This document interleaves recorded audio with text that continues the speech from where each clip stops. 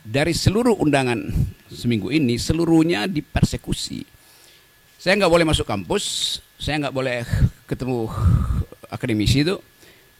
Mau dibuat jalur hukum, oke. Tetapi jangan halangi saya untuk bicara dengan para mahasiswa itu. Justru itu dihalangi oleh PDIP. Itu yang saya sayangkan. Padahal saya bertahun-tahun mengajar di sekolah Megawati itu tentang pikiran bangsa. Jadi kalau saya mau terangkan pikiran bangsa, kok dihalangi oleh partai di mana saya mengajar tentang pikiran bangsa. Itu pentingnya kita pahami bahwa sesuatu yang disodorkan untuk dijadikan target keonaran itu bisa disponsor oleh siapapun. Kan itu maksudnya kan. Nah, saya minta maaf terhadap keadaan hari ini yang menyebabkan perselisihan itu berlanjut tanpa arah itu. Artinya ada yang ingin dia bermain di air keruh. Jadi saya memang pro buruh. Lalu dianggap bahwa saya mengompori buruh untuk 10 Agustus. Bukan.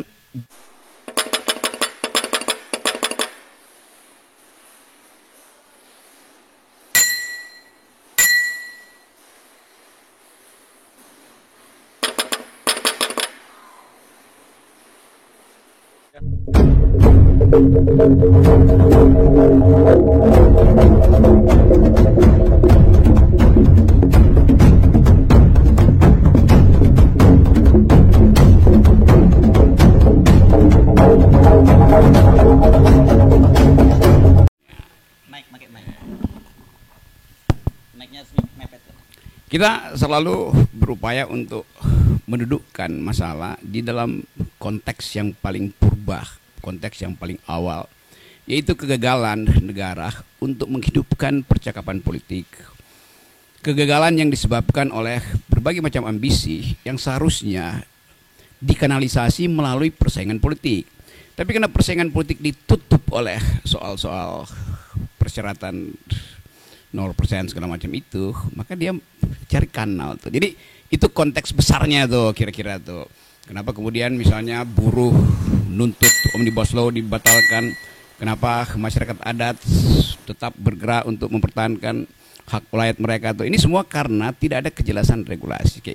Tapi itu saya jadikan aja sebagai patokan kalau kita bicara nanti. Yang lebih penting adalah saya mengantisipasi pertanyaan-pertanyaan wartawan yang berseliweran. Jadi itu intinya tuh. Saya mulai dengan satu kesan pribadi saya. Selama kurang lebih 1 minggu ini, ketika kasus ini mulai beredar, saya ada di mungkin 9-10 kota di Lombok, Jawa Timur, Jawa Tengah tuh. Diundang oleh para mahasiswa tuh. Dengan maksud saya memberi kuliah seperti biasa, kuliah umum. Tetapi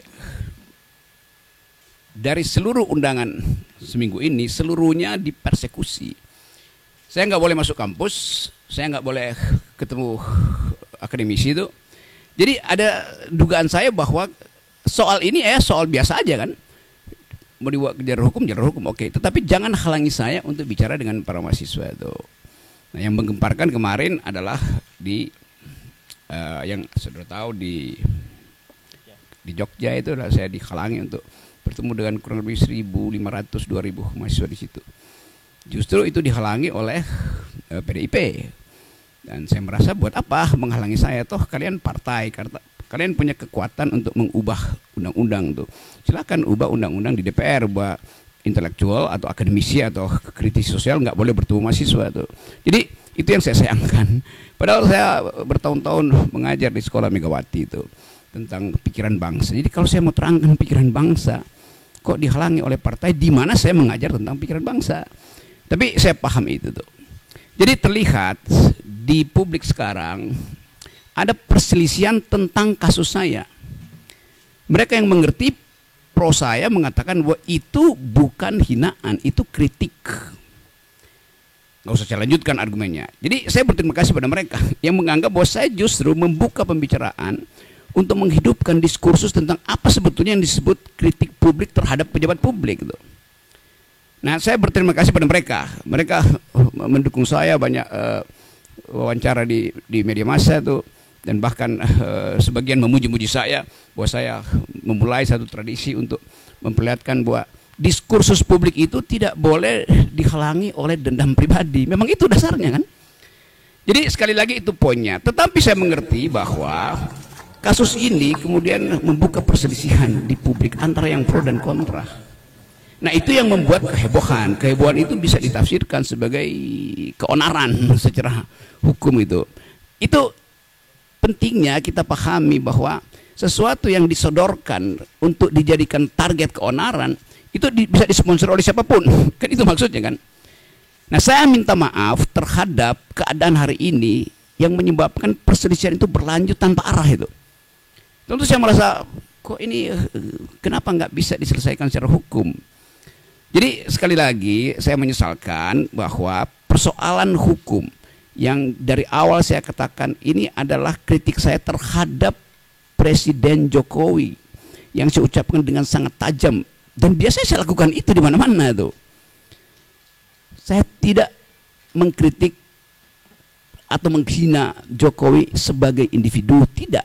Karena nggak ada urusan saya dengan Pak Jokowi itu. Karena itu saya kira Pak Jokowi juga mengerti. Itu yang menyebabkan Pak Jokowi tidak mau melaporkan saya. Kan Pak Jokowi mengerti bahwa yang saya ucapkan itu adalah kritik terhadap kedudukan publik dia, jabatan publik dia tuh. Poinnya di situ dulu tuh. Jadi bab pertama saya mau terangkan bahwa di dalam demokrasi persaingan pikiran itu dilegalkan, bahkan dianjurkan supaya kita bisa menapis mana yang disembunyikan, mana yang sebetulnya genuine, mana yang sebetulnya palsu. Nah kita di sini belum sampai di situ. Jadi saya paham bahwa kemarahan sebagian pihak itu karena belum bisa membedakan mana kritik publik dan mana dendam pribadi. Saya tidak punya dendam apa-apa dengan Pak Jokowi itu. Bahkan saya sudah berkali-kali katakan bahwa anaknya Pak Jokowi berteman dengan saya, dia minta kritik, saya kasih kritik tuh. Pak Jokowi mantu saya diundang, bahkan undangan VIP, tapi saya nggak bisa datang tuh kan. Jadi nggak ada soal di situ tuh. Sekarang pertanyaannya kok kenapa jadi soal? Artinya ada yang ingin dia bermain di air keruh. Tapi saya mengerti tahun politik pasti ada sifat semacam itu tuh, mengambil keuntungan dari problem ini. Bagian kedua saya mau terangkan khusus terhadap mereka yang salah mengerti apa yang saya ucapkan di forum buruh itu. Saya hanya mengkritik dua hal pada waktu itu. Satu soal IKN, satu soal Omnibus Law. Tolong perhatikan ya. Saya terangkan bahwa saya pro gerakan buruh yang akan demo tanggal 10 karena sudah berbulan-bulan proposal buruh itu diabaikan pemerintah. Bahkan saya terangkan di situ bahwa Omnibus Law itu kemaksiatan politik. Karena menghina hak buruh untuk memperoleh, ya sebetulnya memperoleh pendapatan tuh. Jadi Omnibus Law itu menyingkirkan hak kesejahteraan buruh. Kalau ada dalil enggak itu bagus. Loh kenapa kalau bagus itu buruh udah berbulan-bulan melakukan demonstrasi itu. Dan kita tahu bahwa undang-undang itu dibolak-balik, udah ditolak Mahkamah Konstitusi, diputar lagi dengan asumsi bahwa itu bisa diperpukan, lalu barang yang sama dijadikan undang-undang kan. Kan itu yang saya sebut sebagai apa permainan semacam itu. Masa menipu tuh, pemerintah menipu kebijakan. Jadi saya memang pro buruh. Lalu dianggap bahwa saya mengompori buruh untuk 10 Agustus. Bukan, buruh itu memang sudah berencana secara periodik untuk demonstrasi. Bukan saya yang komporin. Saya tahu bahwa buruh merencanakan itu dari awal. Dari 2 tahun lalu tuh gerakan buruh kan terus menerus tuh. Jadi apa yang salah di situ tuh? Lalu dianggap saya mendorong makar segala macam tuh. Oke, itu kasus belli pertama itu, kasus yang menyebabkan terjadinya keriuhan itu. Saya membela buruh di pidato itu. Seandainya saya nggak pidato di situ, mungkin nggak ada soal. Tetapi tentu kekuasaan menganggap bahwa gerakan buruh ini akan mengalami eskalasi itu. Karena itu, ya oke, dicari cara supaya diabort. Jadi kasus pertama. Kasus kedua adalah soal IKN. Tiba-tiba masyarakat Dayak menganggap saya menghina adat Dayak. Di mana hinaannya? Saya justru membela hak masyarakat adat untuk tidak dieksploitasi oleh investor Cina. Bagaimana mungkin? mungkin udah 5-6 kali saya ke Kalimantan, diundang oleh universitas, diundang oleh komunitas masyarakat adat untuk minta pendapat saya. Tetap pendapat saya, IKN ini berbahaya secara diplomasi, berbahaya secara geopolitik, dan bahkan berbahaya secara kebudayaan. Karena pasti kalau ada IKN di situ, masyarakat adat akan tersingkir. Dan itu artinya hilang jejak kultural kita di situ. Jadi dari awal saya membela masyarakat adat, Dayak, Banjar, segala macam di situ. Jadi kalau ada satu theatrical, ada binatang digorok di situ, saya menyesalkan. Siapa yang provokasi teman-teman Dayak saya yang pernah berkali-kali mengundang saya? Itu soalnya tuh. Jadi soal-soal semacam ini yang mau saya ucapkan untuk menerangkan bahwa saya mencintai bumi Kalimantan karena saya itu bertahan, jangan itu dijual. Pada waktu itu 2 hari sebelumnya kan beritanya Pak Jokowi pergi ke Cina untuk minta investor asing tanam. Bahkan kira-kira Pak Jokowi bilang, udah saya kasih konsesi 180 tahun, Anda tolong buatkan kami ibu kota. Bagaimana mungkin? Itu yang disebut ya presiden menjual negara. Kenapa mesti tersinggung? Memang faktanya presiden berupaya menjual negara, menjual lahan di Kalimantan untuk dijadikan IKN. Dia udah jualan ke negara-negara Arab, nggak bisa, jualan ke Kanada nggak bisa, sekarang jualan ke Cina itu. Jadi poin saya di dalam soal itu adalah saya tetap tidak ingin IKN itu dijalankan, apalagi dalam soal perjanjian. Buat tadinya IKN itu adalah bisnis to bisnis, ya oke, itu nggak ada pajak saya di situ tuh, lama-lama menggerogoti APBN. Pada saat yang sama, APBN itu mesti dipakai untuk membackup anak-anak Kalimantan. Harusnya pendidikannya mereka lebih tinggi, stunting tidak terjadi di situ. Kan saya lakukan pembelaan pada masyarakat adat di situ. Oke, demikian juga di tempat lain, di mungkin NTT, NTB itu, di Papua ada orang yang tiba-tiba merasa bahwa tersinggung. Iya, saya minta maaf karena saya menyebabkan kalian berselisih tuh. Nanti diterangkan apakah perselisihan itu saya yang picu. Bukankah ada forum untuk menyelesaikan perselisihan? Kenapa mesti pakai kekerasan misalnya? Tapi saya nangkap itu bahwa kemarahan itu memang harus diucapkan pertama kali itu. Dan itu yang membuat saya tetap akan mengatakan bahwa saya akan terus mengambil risiko untuk jadi pendidik demokrasi itu dengan segala macam akibat. Itu soalnya. Yang lain saya tahu di kepala saudara ingin tanya soal Pak Muldoko itu. Saya jawab aja. Ini pertanyaannya saya bikin sendiri ya. Kekagetan saya kemudian, atau bukan, kecurigaan saya bahwa ada pengkondisian di publik, akhirnya secara metodologis saya hubungkan dengan pernyataan Pak Muldoko. Dia marah juga tuh. Saya akan pasang badan. Tentu. Jadi saya bertanya, Pak Muldoko ini relawan statusnya juga. Karena bahasanya sama, kami pasang badan. Padahal Pak Muldoko itu pejabat publik yang mestinya dengan dingin mengatakan bahwa oke, ada problem, mari kita selesaikan secara argumen atau secara hukum itu. Pasang badan artinya itu bukan bahasa dasar dari seorang pejabat publik kan. Kayak preman itu mau pasang badan itu. Padahal ini pikiran saya yang saya kritik dengan cara yang sangat tajam, dengan bahasa yang saya pilih tajam. Tapi tidak diarahkan pada pribadi Presiden Jokowi, tapi pada lembaga publik, yaitu kabinet bahkan yang di dalamnya ada Pak Muldoko. Jadi kita gagal untuk membawa bangsa ini pada percakapan intelektual. Itu dasarnya. Rocky Gerung kan intelektual, kenapa pakai bahasa begituan? Iya, di kampus saya pakai bahasa akademis.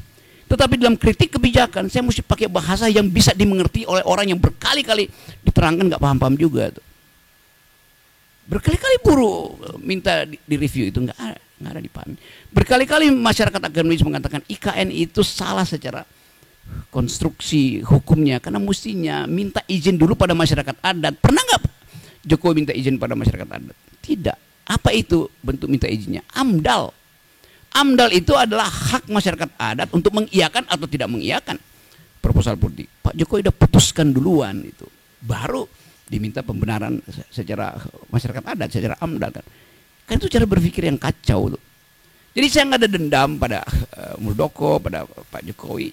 Saya menganggap bahwa kebijakan mereka harus dievaluasi. Kenapa saya ambil posisi itu? Karena partai-partai politik tidak ada yang bersuara tentang itu. LSM bersuara, publik internasional bersuara. Jadi itu dasarnya tuh, teman-teman. Nah, sekarang saya bisa duga bahwa kasus ini akan berlanjut menjadi kasus hukum. Oke, saya terima kasus itu tuh. Jadi poin saya adalah, sekali lagi saya garis bawahi, saya minta maaf karena peristiwa itu membuat perselisihan ini makin menjadi-jadi itu. Itu intinya itu. Dan tentu ini berbahaya di dalam tahun-tahun politik ini. Kenapa? Karena di belakang kasus ini berbagai macam kepentingan ngincer untuk mengeksploitasi itu.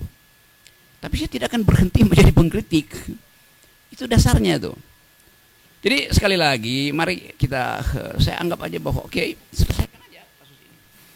Karena rumah saya di Sentul itu diintai, WA grup saya dimaki-maki. Ya, kalau itu biasalah, saya anggap ya, kadang-kala itu apa namanya, akun abal-abal. Udah lihat Rok, lu gua mau gorok lu seperti itu kan, bagaimana coba prinsip itu tuh. Padahal saya sendirian, saya nggak punya partai politik. Dituduh antek asing segala macam, asing dari mana? Jadi segala hal kemudian disodorkan di situ, dan peristiwa ini tensi politiknya atau political tone-nya itu makin lama makin terlihat. Jadi dasarnya itu dari keinginan saya untuk bersahabat dengan teman-teman di Papua, teman-teman di Dayak, teman-teman di NTT, di Tangerang segala macam yang lagi marah. Oke, saya terima kemarahan itu, saya minta maaf karena saya membuat kalian itu marah. Tetapi sebagai orang yang bertahun-tahun berupaya untuk menghidupkan demokrasi, saya mesti terangkan latar belakangnya tuh.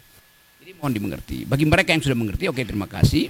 Bagi mereka yang mungkin satu waktu akan paham bahwa oh itu ya beda antara pejabat publik dan pribadi individu itu. Wartawan juga begitu. Gak ada yang secara persis membuat perbedaan distintif antara pejabat publik dan individu yang menjabat jabatan itu. Beberapa waktu lalu di Jogja pertanyaan, kenapa Pak Rocky wartawan ada cara berpikir begitu? Artinya dia nggak tahu kasusnya dan dia nggak tahu konsepnya, tuh kan. Itu juga nambah keburukan. Jadi teman-teman itu pengantarnya, dan silakan kalau masih ada soal, tetapi silakan tanya hal yang fundamental. Saya akan jawab itu dengan cara saksama dalam tempo sesingkat-singkatnya.